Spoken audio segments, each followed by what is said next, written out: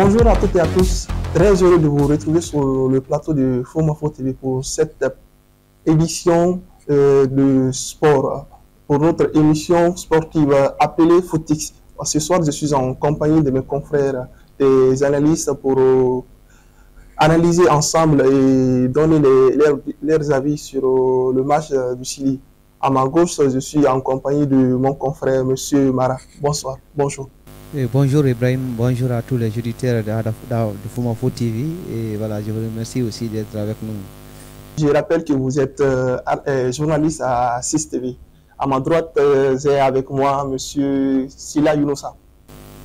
Bonjour Sori, bonjour à tous et je suis heureux de partager ce plateau avec vous ce matin pour parler du sport, parler particulièrement du football. Franchement, c'est un sentiment de joie qui m'anime ce matin. Merci. Chers téléspectateurs, vous qui nous pratiquez depuis chez vous, vous êtes les bienvenus, amoureux du football, amoureux de la balle orange, amoureux du ballon ovale, et tout sport confondu, c'est l'émission qu'il vous faut. Mon cher, on va entamer directement sur le sujet du Chili national. Le Chili national jouait ce 12 octobre face à l'équipe éthiopienne au stade Alassane Ouattara. C'est une victoire pour le Chili national qui sera sûr. Oui, ce qui sera sûr d'ailleurs, le Chili national qui a fait un grand pas dans les comptes des éliminatoires de la CAN 2025 Maroc.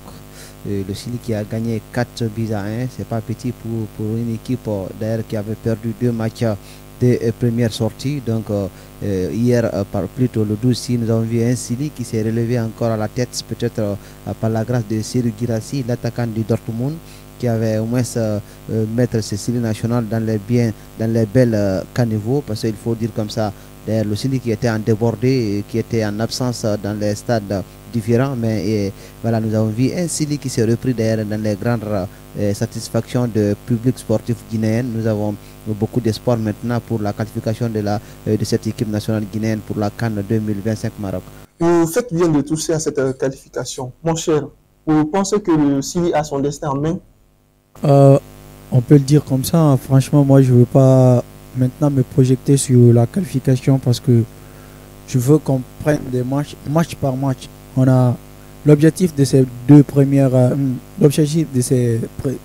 rencontres maintenant là, c'est d'avoir les 2 victoires contre l'Éthiopie. Voilà, prendre 6 points et attendre que la Tanzanie n'engraine aucun point et qu'il reste sur ces 4 points, parce que quand on a ces 4 points, quand on a les 6 points, que la Tanzanie a les 4 points, on sera automatiquement deuxième et que ça trouverait que le Congo déjà sera qualifié. Alors la qualification va se jouer entre nous, la Guinée et la Tanzanie. Ça trouvera qu'on a déjà quelques points d'avance sur eux et là ça sera bénéfique pour nous. Alors avant de se projeter maintenant sur la qualification, ayant d'abord la victoire sur ces doubles confrontations contre l'Éthiopie. C'est ce qui est vraiment du mieux pour nous maintenant là. Franchement, moi je suis content pour la victoire du Chili parce que j'ai vu une équipe du Chili qui avait de l'intensité, de l'envie de gagner. Franchement, il y avait de la cohésion, surtout en première mi-temps. On a vu vraiment impérial. Franchement, on a vu un Chili un peu impérial avec des actions, dès les premières minutes de ce jeu. Franchement, c'était beau à voir. Ça fait longtemps qu'on n'avait pas vu un Chili comme ça. Effectivement, ça fait très longtemps qu'on n'avait pas vu un Chili comme ça. Donc, nous allons tabler sur cette rencontre passée avec l'Éthiopie. 4 buts à 1, le score, un score fleuve, hein, il faut dire 4 buts à 1. Qu'est-ce qui a marché dans cette rencontre différemment des autres rencontres, parce que le Chili a pris deux revers consécutifs? Oui, moi je reviens d'abord d'ailleurs par le gardien du Chili national, Moussa Camara, qui était en bon jour, parce que avec les arrêts qu'il a fondus, ce sont des arrêts spectacles d'ailleurs pour le gardien guinéen, et notamment aussi la défense était rassurante malgré le milieu de terrain qui devrait au moins s'adapter, parce que moi je voyais quand même la place d'Adjoubou Camara qui n'était pas tout l'heure, mais quand même il avait sa position d'être là, et puis comme quand vous voyez Seydouba Cissé qui était déjà maintenant à l'entour de l'attaque, donc le milieu était vidé déjà maintenant. Donc moi personnellement, Adjoubou Kamara, il avait la place quand même d'être titularisé dans cette rencontre, mais heureusement comme le cas a été falsifié par le sélectionneur, mais aujourd'hui on peut dire aussi pour le match prochain, il faut quand même donner la chance à ces jeunes comme Adjoubou Kamara d'être titularisé dans la prochaine voilà, rencontre plutôt. Bon, le coach a privilégié le système 3-3. 4-3-3. 4-3-3. Ce n'est pas pour contredire ce que M. Marar a dit, mais moi je vois l'équipe qui a joué contre l'Éthiopie, c'était une équipe de l'ensemble des joueurs qui avaient le temps de jouer dans leur club. On a vu Adjibou, c'est vrai, c'est un pilier de l'équipe nationale guinéenne maintenant là, mais ce n'est pas, il n'a pas forcément ce temps de jeu. Mais Adjibou, il a le temps de jouer dans son club. Franchement, aussi, il n'est pas un titulaire indiscutable. Oui, Morlaï aussi, Morlaï a été utilisé autrement parce qu'il n'a pas joué au niveau qu'il joue et au niveau qu'il évolue dans son club. Oui, donc, mais s'il a été utilisé mauvaisement par le sélectionneur, on peut le dire aussi. Mais écoutez, Morlaï est l'un des seuls joueurs actuellement en Guinée qui peut faire une saison complète. Il a joué plus de 40 matchs l'année dernière et il est en train de remédier ça maintenant là. Moi, je ne suis pas contre la non-titularisation de Adjibou Kamara, mais franchement, l'équipe qui a été alignée contre l'Éthiopie, franchement, cette équipe, il méritait d'être alignée. Tous les joueurs qui étaient présents ce jour-là, franchement, il méritait d'être présent. Adjibou, il n'est pas un titulaire indiscutable à Lido Goretz. Et pourtant, Cissé qui avait pris sa place, Cissé, il est incontournable au milieu de terrain de Leganés au niveau de la Ligue espagnole. Et c'est quand on fait une petite comparaison, ce n'est pas pour monopoliser la parole, et quand on fait une petite comparaison entre les deux championnats, on ne peut pas prendre le championnat bulgare on ne peut pas comparer le championnat bulgare au championnat espagnol. Franchement, le niveau est voilà, ça quand même. Voilà. Je pensais que les joueurs qui sont titulaires dans leur club, même s'ils sont des joueurs cadres, des piliers dans l'équipe nationale, devraient être mis au repos. Oui, mais au profit de il y a une question d'expérience aussi dans l'équipe nationale parce qu'il faut savoir à gérer c'est-à-dire les matchs et puis il faut savoir aussi à défendre l'équipe. Donc Adjibou Kamara, il est l'un de ses meilleurs qui peut défendre la Guinée partout parce que nous avons vu lors de la CAN il avait fait la situation et puis relever le style national. Donc si le jeune frère vient de dire de toucher à ses arts, donc on peut au moins parler sur ça parce que Adjibou Kamara aujourd'hui selon moi c'est un joueur voilà, c'est un excellent joueur de l'équipe nationale guinéenne. Selon moi il est devant Morlaï, il est devant qui que soit comme Madi Kamara de tout. Voilà, mon cher, donc, moi je crois que ça c'est du favoritisme. Ce n'est pas ça, c'est du favoritisme parce que en équipe nationale, ce n'est pas qui veut, mais qui peut. Et puis c'est les joueurs qui sont en forme du moment qui doivent être titularisés. Et quand on voit, moi à mon entendement, je crois que la raison pour laquelle Adjibou n'a pas été titulaire, parce que tout simplement lors du le tout dernier match d'Adjibou en championnat, il a été touché. Moi, je ne sais même pas pourquoi il est revenu en sélection. Parce que son dernier match en club, il était touché. Moi, je pensais qu'on devait le changer. Et on a vu à la dernière minute, il était sorti. Franchement, si c'est quand même, il a sa place de titularisation dans cette équipe nationale, du Sili national. On peut dire que les jeunes joueurs commencent à s'imposer, les titulaires, surtout dans leur club, ils doivent s'imposer dans l'équipe nationale. Maintenant, nous allons analyser cette rencontre face à l'Éthiopie, poste par poste. Quand nous prenons, vous avez déjà touché au gardien de but Moussa Kamara Pempe qui a fait un excellent match. Nous allons prendre les deux latéraux, Issa Gassila et Ibrahima Diakité. Quel match de leur part?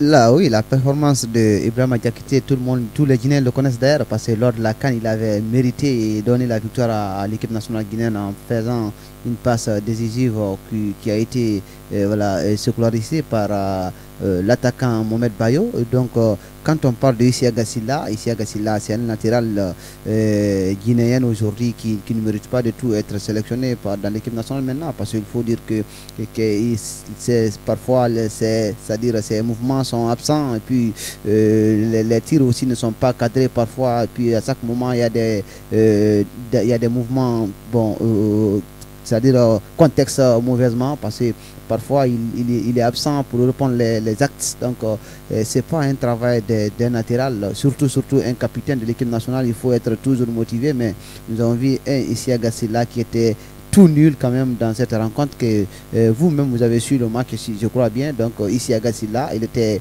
un peu satisfait, il était un peu absent dans la ligne du latéral.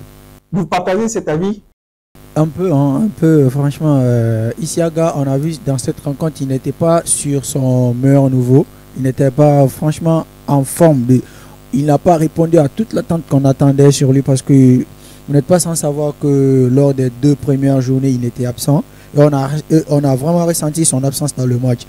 Et il vient, il ne répond pas à ce que tout le peuple guinéen attendait de lui. Mais il avait sa place quand même dans cette équipe, parce que, comme il avait dit précédemment, avec un joueur, c'est l'expérience. Tu vois, et la motivation. Et Isiaga, il a de l'expérience. Il est l'un de ces joueurs qui est le plus capé du Sili national. Et il était le capitaine. Il avait cette motivation personnelle d'être le capitaine, parce qu'on le voyait à chaque fois, il était là à parler. Il faut qu'on se renforce, il faut qu'on se soude, il faut qu'on soit vraiment soudé pour avoir cette victoire. Et même si on a vu certaines défaillances sur son côté, parce que le but quand le Sili a encaissé, c'était sur son côté. Et le gars de Moussa Pempe, il avait tout fait, mais Isiaga, il n'était pas... Il ne pouvait pas quand même tout faire. Voilà, mais Isiaga, moi je crois, Isiaga, il était en mésaforme, mais je crois qu'il va revenir, parce qu'il a cette envie, il a cette motivation, et il a de l'expérience. Quand même, c'est tout de même, c'est le joueur le plus capé du Sili national. Nous allons prendre un jeune joueur, maintenant les 2 centraux, que ce soit Ansel Conté et Sebousso, le général. Voilà, le général Seduso, moi, bon, je vais l'apprécier parce qu'il a fait un excellent match pour le Sili national, mais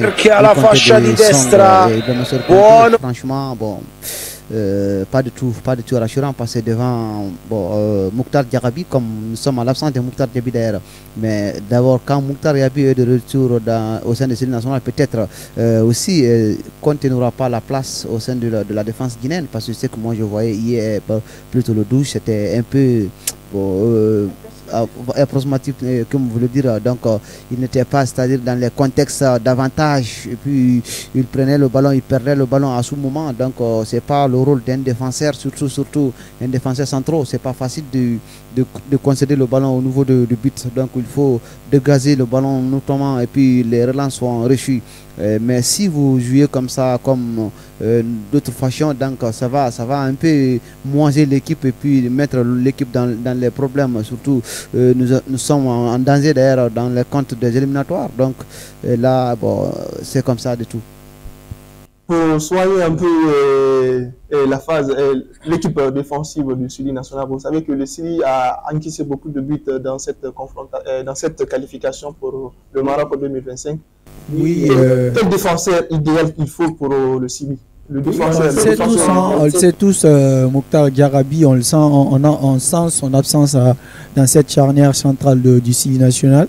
Mais moi, ce que je vais dire, Ibrahima Conte, il n'a pas été décevant, surtout parce que on dit souvent à l'absence de la mère, on se contente de la grand-mère. Alors lui, il est plus, je veux pas dire, il est plus bon que ceux qui étaient sur le banc ou ceux qui ne sont pas venus, parce que on peut pas comparer. Moi, je peux pas comparer. Non. Écoutez, monsieur Mara, moi je peux pas. Non, ce qu'il veut dire là, je ne peux pas être d'accord avec lui. Monsieur Parce qu'avec Julien Janvier, il n'est pas mieux que Julien Janvier. Oui, monsieur Mara, mais attendez qu'il finisse de dire ce qu'il a. Monsieur Mara, moi je crois, si vous avez bien regardé le match Guinée-Tanzanie, vous aurez compris que Ibrahima Song est l'un de ses meilleurs défenseurs actuellement en Guinée. Et dans son club et au sein du Sili national. Parce que tout récemment, il a été nommé capitaine de son équipe en Roumanie, en club, qui est UTAD déjà. Il est l'un de ses défenseurs avec Seydou Sow qui ont le temps de jouer dans leur club. Et en Sylie nationale, quand il vient, il répond. Parce que quand on a vu Julien Janvier, le but que le Sylie national avait encaissé contre le Congo et contre la Tanzanie, on a vu que c'était une erreur défensive de Mohamed Ali et Julien Janvier. Mais dès que lui il est rentré, on a vu son envie. On a vu réellement qu'il voulait vraiment effacer toute cette lacune que cette défense du Sylie national avait. Mais hier, on a vu, on a préféré aménager Ibrahima Soro que de faire sortir non, lui, le général Seydou Sow. Voilà. Moi, j'ai vu la tactique de Michel Douchier. Il a ménagé Ibrahima Soro parce qu'on avait un match important qui doit venir le mardi prochain. Il préfère garder Ibrahima Soro pour ne pas qu'il y ait une potentielle blessure que de le perdre. Voyons, Ibrahima Soro, quand on voit, il a eu une meilleure cote, il a eu plus de 6 sur la cote du match. Donc, ça veut dire qu'il est sorti en 64 minutes. Voilà, il a eu plus de 6, je ne sais pas, 5 sur 6,7. Il a été noté à 6,7. Voilà. Nous allons évoluer un peu du côté du milieu du terrain. Madi Camara, Abdoulaye Touré et le jeune Seydou Cissé. Quel match de leur part? Quelles sont vos lectures? Moi, mis à part Abdoulaye Touré qui avait quelques lacunes parce qu'il est trop robuste, il ne peut pas trop courir derrière lui. Pourtant, un sentinelle, il faut courir, il faut être là de partout. Mais il était là quand même un peu pour ramasser ses derniers ballons. Mais ni était l'accompagnement de Madi Camara qui venait souvent l'aider pour les dernières récupérations.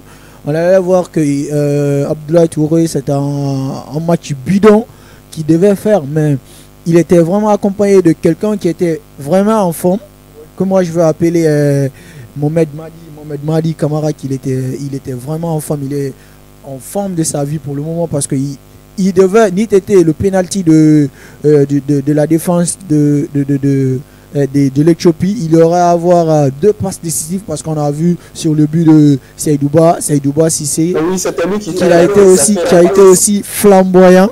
On allait avoir 2 passes décisives de Madi Camara. Franchement, Madi Camara, il est revenu en bon moment pour le Sylie national. Monsieur Mara. Voilà, tout ce que je dis. Bon, moi, je pense que Madi Camara aujourd'hui, c'est un excellent joueur pour le Sylie national. Il a l'intérêt pour la nation guinéenne parce que d'abord, quand on remarque le retour de Madi Camara qui avait au moins 2 ans absent au sein du Sylie national dans le régime de Kaba, et au moment de ces moments difficiles, il avait partagé avec ses coéquipiers. Donc, et notamment après, nous avons vu le retour contre le RDC qui a été critiqué d'ailleurs, Madi Camara, et puis contre la Tanzanie, le même cas a été répété, mais comme nous avons vu d'ailleurs Madi qui s'est retrouvé en pleine forme d'ailleurs aujourd'hui. Donc nous allons au moins le dire que Madi Camara il a mérité, il a noté aussi d'être là au sein de Sylie national. Mais aujourd'hui, moi je parle d'Abdoulaye Touré. Abdoulaye Touré, selon moi, Abdoulaye Touré doit se reposer un peu au sein de Central, parce qu'aujourd'hui nous avons un Adjoubou qui peut faire comme Abdoulaye Touré et aussi qui peut travailler. Adjoubou en milieu récupérateur. Si, il peut le mériter. Adjoubou, c'est un jeune polyvalent. Adjoubou, je pense qu'il est mieux offensif. En soutien de l'attaquant. Je veux le dire, Adjoubou, je peux dire, c'est un polyvalent, c'est un jeune polyvalent, il peut le faire. Donc on le voit dans son club où il volait derrière. C'était du côté de Pawak, voilà. Donc il avait fait. Donc il est utilisé par le coach au niveau du DAX de tout. Voilà, donc c'est un joueur polyvalent. Mais moi je pense qu'aujourd'hui, si Abdoulaye Touré il était là, donc il n'a pas répondu l'acte de cette rencontre, de cette dernière rencontre du Sylie national contre l'Éthiopie. Mais moi je pense qu'aujourd'hui, si Abdoulaye Touré ou bien si le Sylie national veut faire encore la victoire contre cette équipe éthiopienne, il faut notamment chercher la place de Adjoubou Camara qui peut faire au moins mieux pour le Sylie national. Moi je pense que dans ces contextes, le Sylie national mérite d'être encore qualificatif dans cette compétition prochaine. Et voilà, donc ça, il faut le noter. Dans cette qualification prochaine, nous allons remonter un cran haut. Et François Kamano, Seou Girassi et Nor Laïsila.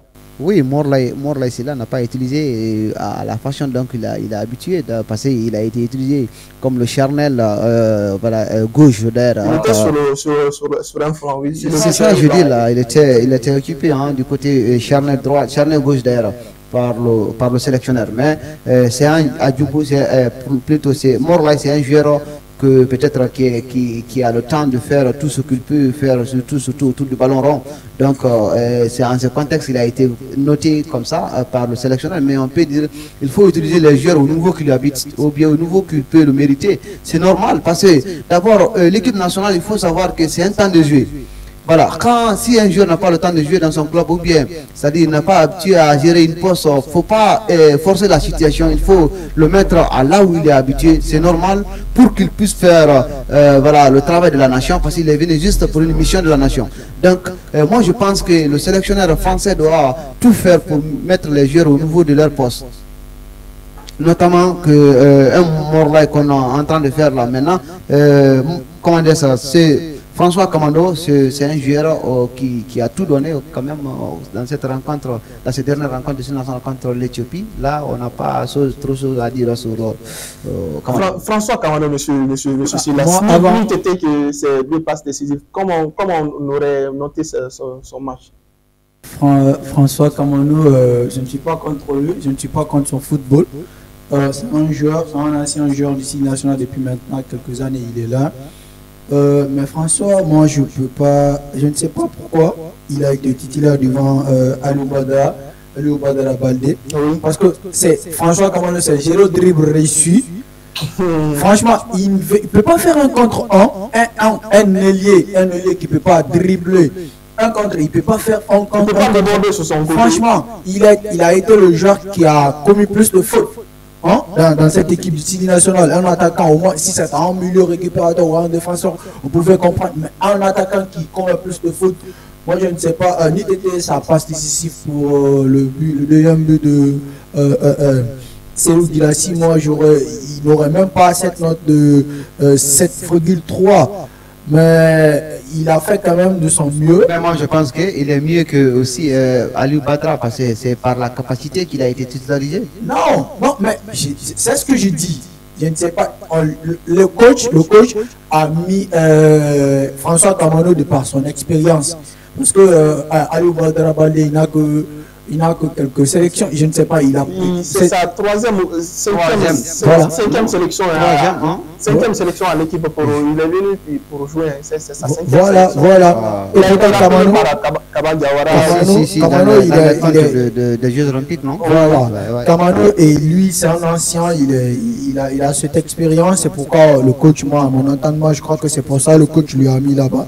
Et sur le cas de Morlaï Silla, aujourd'hui, dans un football moderne, tu peux voir un défenseur qui peut jouer au milieu du terrain, qui peut jouer milieu gauche. Parce que c'est le schéma tactique. Si vraiment vous ne comprenez pas le schéma tactique de Michel Duchil, moi je vais un peu vous le décortiquer. Il avait mis à l'offensif, on va jouer, il avait dit aux gens, à l'offensif, quand on est sur les phases offensives, on joue en 4-3-3. Et toi tu joues comme ailier. Mais quand on perd le ballon, on va jouer 4-4-2 parce qu'il n'y avait que deux attaquants qui étaient Serou Guirassy et François Kamano. C'était en 4-4-2 quand on perd le ballon à la défensive et 4-3-3 quand on est sur la phase offensive. Attaquer l'adversaire. Voilà, et moi je crois ce n'est pas. Moi là souvent, moi je regarde certaines performances de Morlaï Silla. En club, on le fait jouer ailier. C'est comme Agibou des fois. En club, on le fait jouer ailier et c'est ce que le coach a remédié sur ce classement.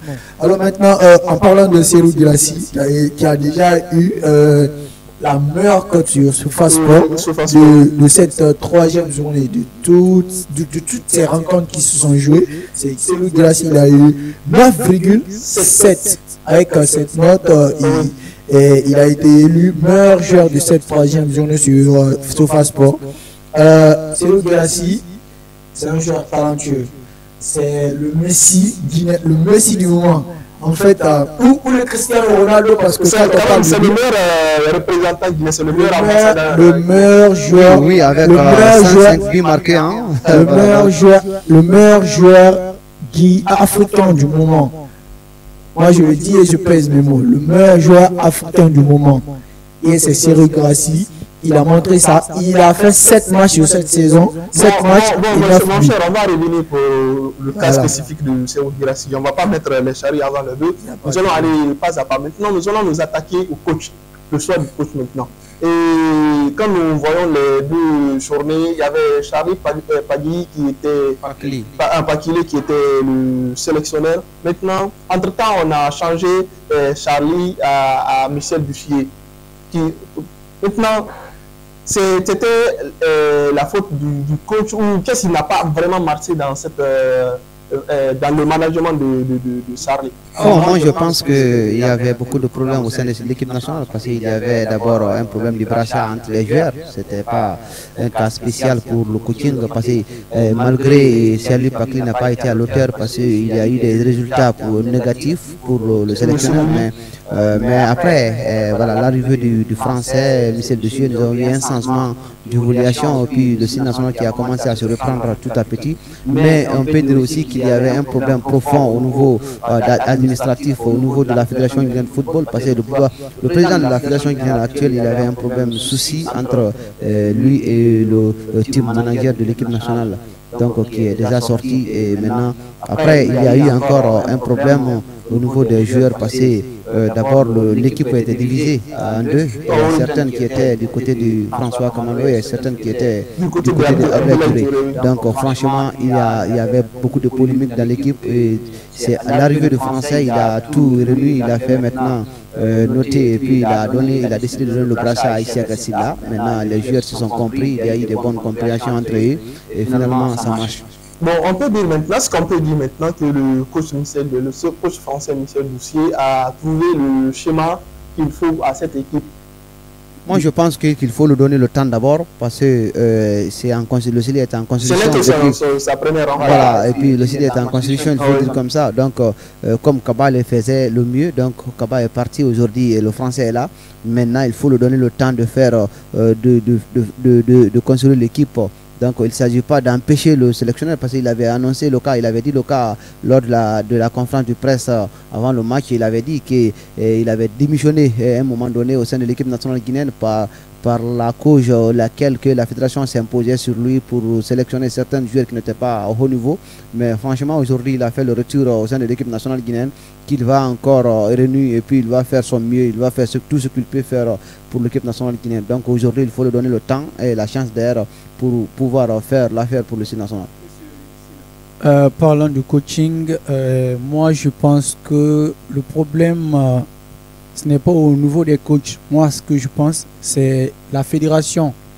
Parce que je ne sais même pas pourquoi on a débarqué Kawa Diawara.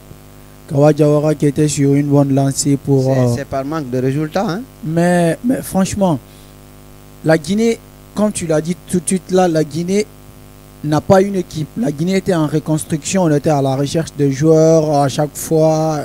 Mais débarquer en entraîneur comme ça à l'improviste et de la plus mauvaise des manières.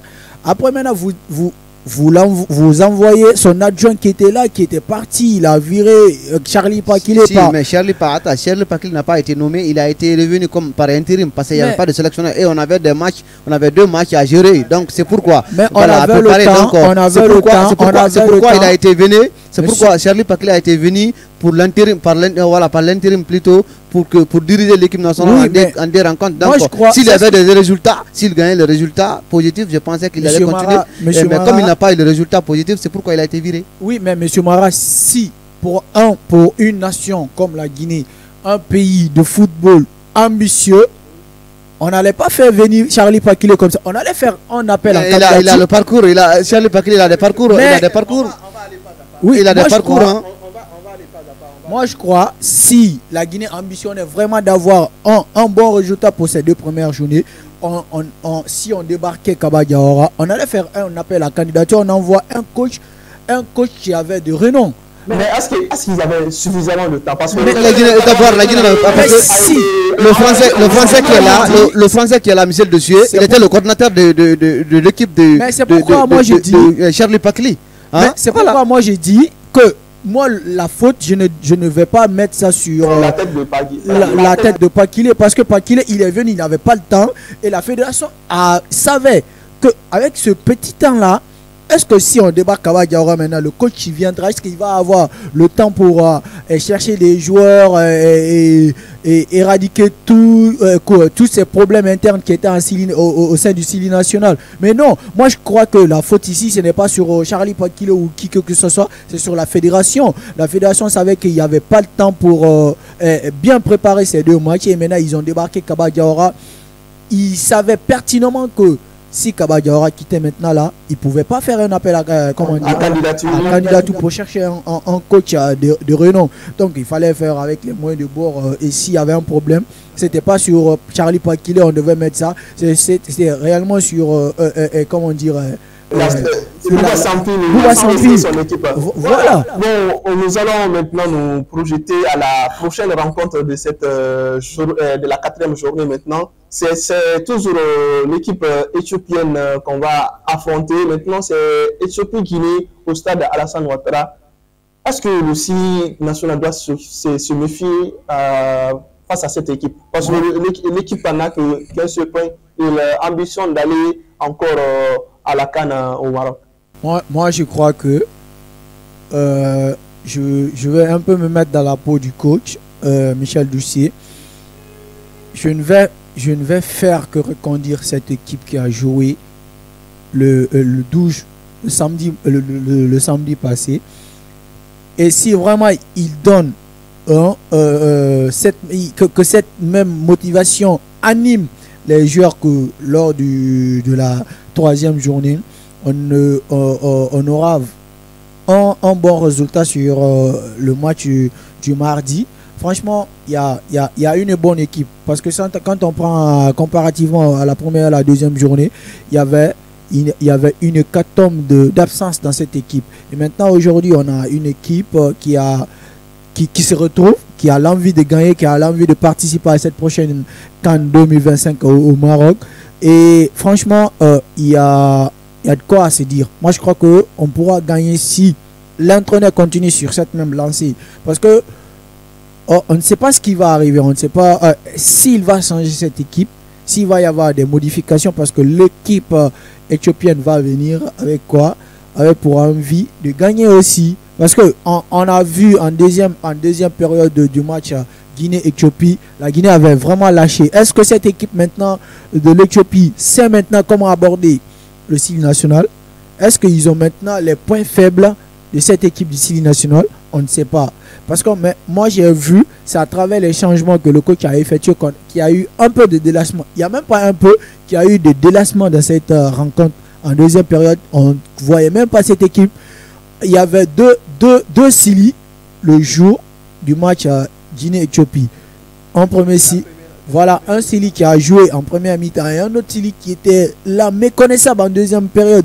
Et c'est ce qu'on doit éviter. On doit toujours chercher cette équipe qui a joué la première mi-temps avec une envie, une motivation et cette prouesse pour chercher la victoire. Parce que quand on a les 6 points, franchement, moi je me dis, on est à quelques 60 pas du Maroc. Monsieur Mara, est-ce qu'il faut, pour la prochaine qualifiée, pour la prochaine CAN au Maroc, est-ce que les 6 points sont inévitables pour le Sili? Il faut absolument prendre ces 6 points, monsieur Mara. Oui, moi je pense que d'abord la chance est pour la chance de la Guinée. Il faut d'abord la RDC parvienne à s'imposer sur la Tanzanie. Voilà, là, ça, la Guinée aura l'espoir quand même de se qualifier, parce que si la RDC parvient à s'imposer sur la Tanzanie au score au moins lourd, et la Guinée aussi parvient à s'imposer sur l'Éthiopie, je pense qu'on a l'espoir. D'ailleurs, on peut avoir l'espoir dans la tête que la Guinée aura la chance de se qualifier.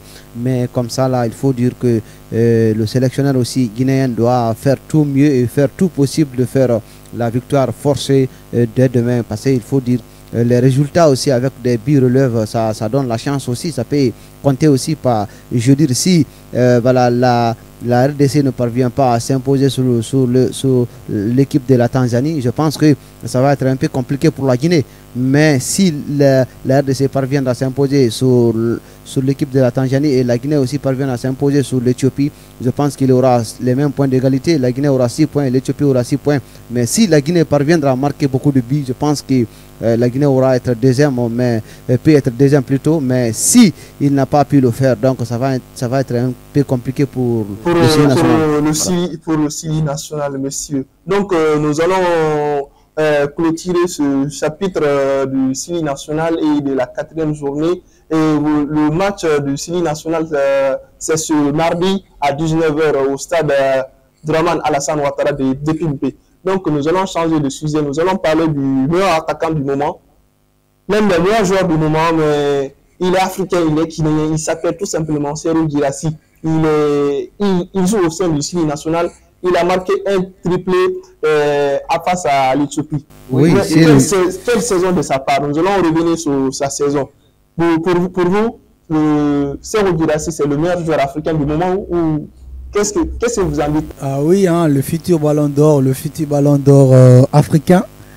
Je pèse mes mots parce que quand on voit tout ce qu'il a fait de la saison passée, de la saison dernière jusqu'à maintenant là, on peut dire sans risque de se tromper que Serhou Guirassy sera bel et bien le futur ballon d'or africain. Parce que quand on voit franchement Guirassy jouer, on va sentir que c'est Karim Benzema qui a changé de peau pour devenir noir. Franchement, c'est le Benzema africain. C'est pas le Benzema. Moi, je ne veux pas dire qu'il est Benzema guinéen, mais c'est le Benzema africain. Il a vraiment explosé. Il a mis tout son talent pour franchement arriver jusqu'à ce niveau où il est aujourd'hui. En conférence de presse d'avant-match, il a dit, il a dit que tous les matchs qu'il joue lui rapproche ou l'éloigne du ballon d'or africain, alors qu'il dit qu'il a dans un petit coin de sa tête le ballon d'or africain. Il compte vraiment, M. Mara, sur ce ballon d'or. Oui, notamment avec 252 matchs joués, 84 rentrées de jeu et puis 165 totalisations et puis 72 remplacements et 105 buts marqués, 12 passes décisives également, et 23 cartons jaunes et 2 cartons rouges.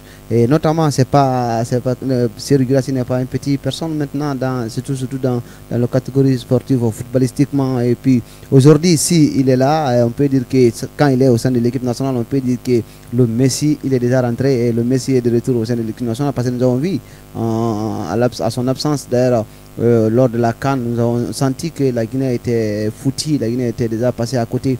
Mais aujourd'hui, nous avons vu un Serhou Guirassy qui est revenu avec efficacité d'ailleurs pour venir juste montrer une image à cette équipe nationale et puis les images fraternelles pour venir juste accompagner les Guinéens et l'équipe nationale à la CAN. Parce qu'il est venu juste pour une mission. Et là, il avait dit, après le match, qu'il est venu juste pour une mission et la mission aussi va être accomplie par lui parce qu'il n'est pas seul malgré il est avec ses coéquipiers. Monsieur Mara, je dis, quand nous prenons la saison de Serhou Guirassy, il a de sérieux prétendants, il a de sérieux concurrents. Quand nous prenons par exemple le joueur de l'Atlanta, Ademola Lookman, le joueur du Real Madrid, Brahim, non? Brahim Diaz. Est-ce que parmi ces trois-là, vous voyez qui mérite le plus que Serhou Guirassy sur Ballon d'Or? Non, moi je pense que c'est Serhou Guirassy qui est mieux placé. Parce que d'abord, je ne parle pas parce qu'il est guinéen. Je parle parce qu'il le mérite. Parce que là, quand on prend la performance de Serhou Guirassy, ce sont des performances efficaces. Ce sont des performances notantes. Aujourd'hui, quand il joue, il ne joue pas parce qu'il veut le jouer. Il joue en efficacité et puis il marque aussi. Donc c'est un attaquant, c'est un joueur aussi qui est à l'approche du Ballon d'Or africain. Surtout Ballon d'Or européen à la prochaine. Monsieur Silla.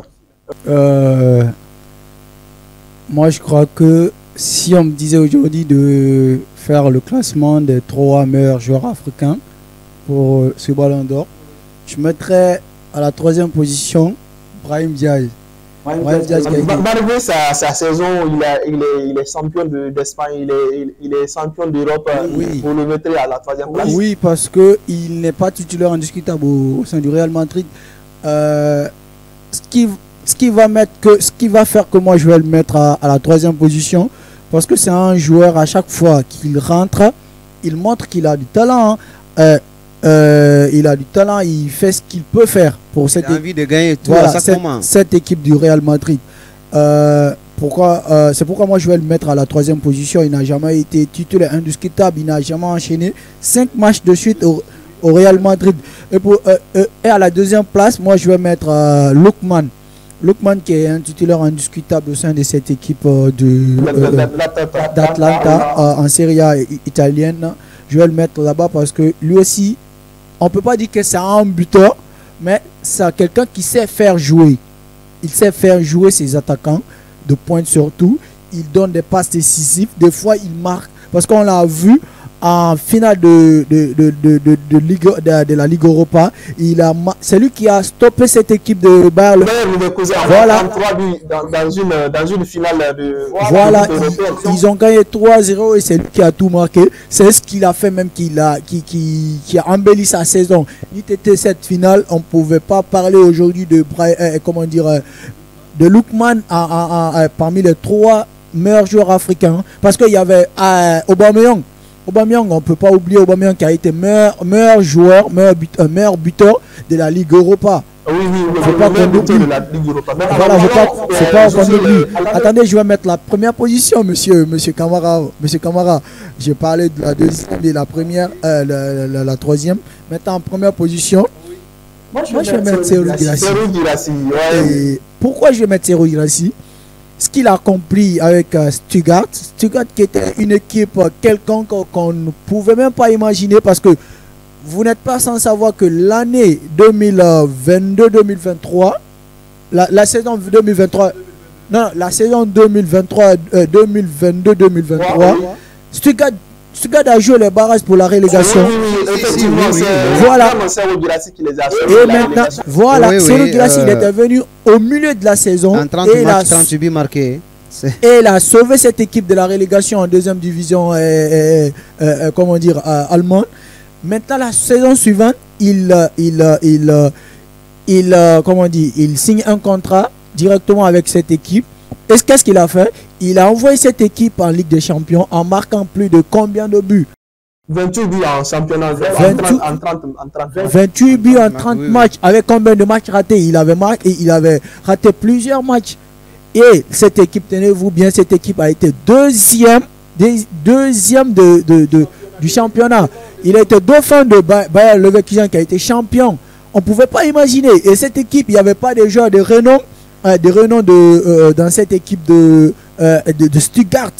Franchement, devant Bayern Munich, devant Leipzig, devant Borussia Mönchengladbach, devant Borussia Dortmund. Et cette équipe, et qui était l'homme fort? C'est Serhou Guirassy. Serhou Guirassy. Il a été meilleur joueur, meilleur buteur de cette équipe de Stuttgart. Franchement, il n'y a pas de mieux à dire sur ce qu'il a fait. Maintenant, nous allons parler de ces 3 prétendants aux couronnes du Ballon d'Or africain. Si nous prenons Brahim Diaz, il a été champion d'Espagne, il a été champion d'Europe avec le Real Madrid. Il a fait beaucoup de matchs. Il a fait beaucoup de matchs, il a été brillant, même s'il n'est pas un titulaire indiscutable dans son club, mais quand même il a montré le bout de son nez. Nous prenons aussi Ademola Lookman, ils ont été 2e de la Coupe d'Afrique des Nations avec le Nigeria, et il a été champion de l'Europa League, la C3, et puis encore ils ont terminé dans une bonne place qui les a permis de partir en Ligue des Champions. Vous mettez directement Serhou Guirassy comme le meilleur joueur africain, et puis c'est fini, c'est pour. Mais monsieur Camara, c'est ce que je viens de dire. Je viens de décortiquer la saison complète de ces 3 joueurs. Parce que on peut pas. Moi, je crois que pour avoir un trophée d'une telle envergure comme le Ballon d'Or africain, c'est sur ces aspects. Le nombre de matchs joués, regarde, le statut de ton équipe Regarde, même si on prend le statut de l'équipe de Stuttgart comparé au statut de ces deux équipes, il n'y a rien à dire. Tu ne peux pas être dans une équipe aussi faible que Stuttgart et émerger comme cela. Et dans dans un grand championnat comme le championnat allemand. Franchement, on ne peut pas comparer Stuttgart à Atlanta. On ne peut même pas rêver comparer Stuttgart au Real Madrid. Et ce qu'il a fait, regarde aujourd'hui, il a quitté dans cette petite équipe. Et ce qu'il fait aujourd'hui au niveau de cette équipe de Dortmund, c'est le talent qui donne le trophée. Et franchement, Serhou Guirassy, il a ce talent pour avoir ce ballon d'or africain. Mais est-ce que Ademola Lookman ne passe pas par avec une petite avance? Quand vous vous rappelez que le ballon d'or européen de France Football, il est parmi les 30 nominés du ballon d'or, Serhou Guirassy ne figure pas sur cette liste du France Football. Est-ce que ce n'est pas quelque chose... le bas ne blesse pas quelque chose? Oui, moi-même, je me demande jusqu'à présent, depuis la sortie de cette liste des 30 nominés au Ballon d'Or Football France, jusqu'à présent, j'ai ces questions sur qui je me demande, sur quoi je me demande. Mais après, je me suis dit, ouais, moi je crois que ça, c'est quelque chose que je ne peux pas comprendre parce qu'il y a des gens qui sont absents sur cette liste que tu ne peux pas imaginer qu'ils ne peuvent pas être là-bas et que tu vois certains joueurs où tu ne peux même pas imaginer, ouais, pourquoi lui il est venu ici. Après je me demande, mais pourquoi lui il est venu ici. Regarde, aujourd'hui, Serhou Guirassy, il fait partie des meilleurs buteurs européens de la saison passée. Mais je crois qu'il a été... Il était le deuxième derrière voilà. Harry Kane. Derrière Harry Kane.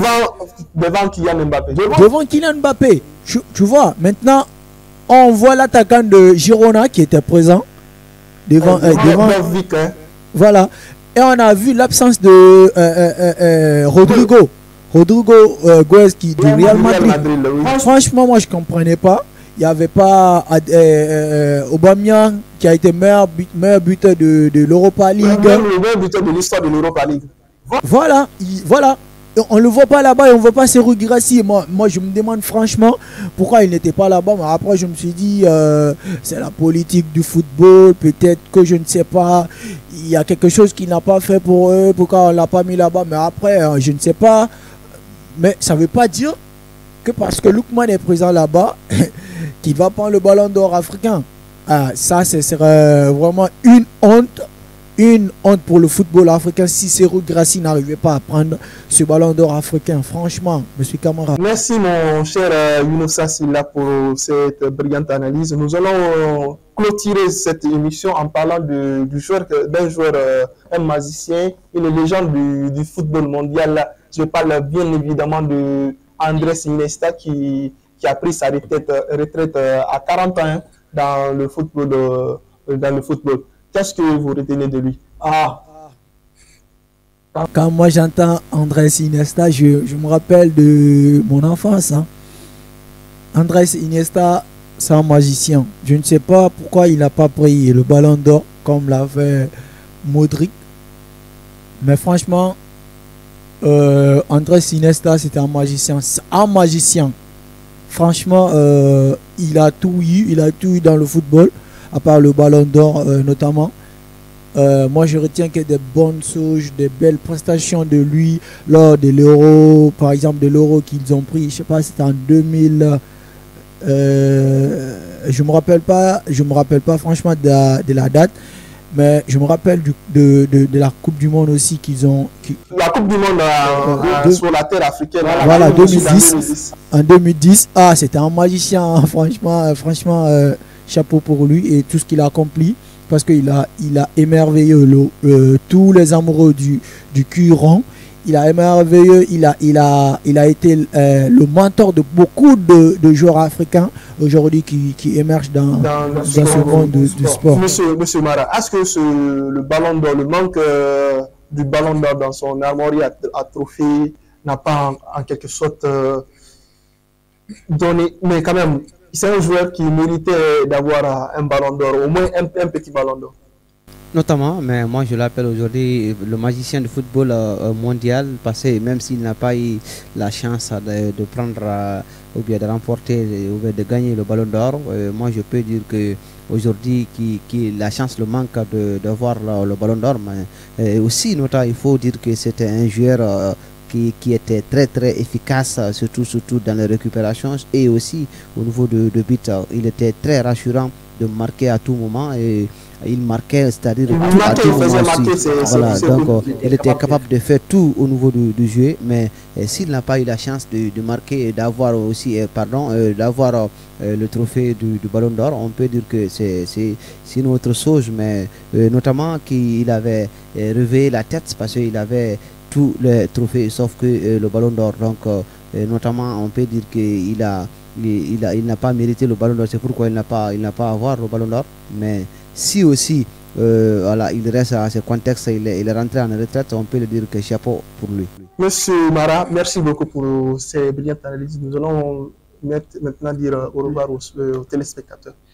Merci à tous les auditeurs de nous avoir prendre en direct ici à Fomafo Média. Merci Monsieur Ibrahim et merci de l'autre côté notre confrère d'ailleurs Monsieur Silla d'être avec nous ici dans le studio du Fomafo Média. Je vous remercie et à dimanche prochain. À la prochaine. Monsieur Silla Inosa, merci beaucoup pour... ce fut un plaisir de partager ce plateau avec vous. Franchement, j'ai eu le plaisir de parler du sport, de ce sport qui nous passionne tous. Je vous dis à bientôt sur cette même télé et sur ce même jour. Hein. Le dimanche prochain, on va se retrouver ici peut-être de parler pour la prochaine qualification de la Guinée. Hein. Alors, merci à tous. Je suis ravi. Et merci à tous, vous qui nous pratiquez depuis chez vous. Merci à Alia Sina qui a rassuré le côté technique. À la semaine prochaine, même heure, même chaîne, même programme, même émission Footix. Et bientôt. Merci. Bye bye. Bye bye.